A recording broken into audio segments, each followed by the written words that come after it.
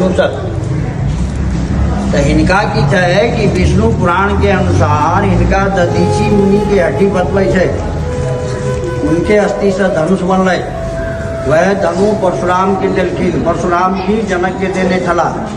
तो सीता स्वयंवर रचल, जनकपुर तोड़लखिन, वहाँ 3 टुकड़ा भेल। प्रभुदोई चापखंड मही डारे एना टूटल। देखियो तो दहिना वाला भाग गए आकाश रामेश्वरम, आ बामा गेलखिन पाताल जनकपुर धनुसागर, गेलखिन निचला भाग दहिजन राम मध्य धनु तोड़ा।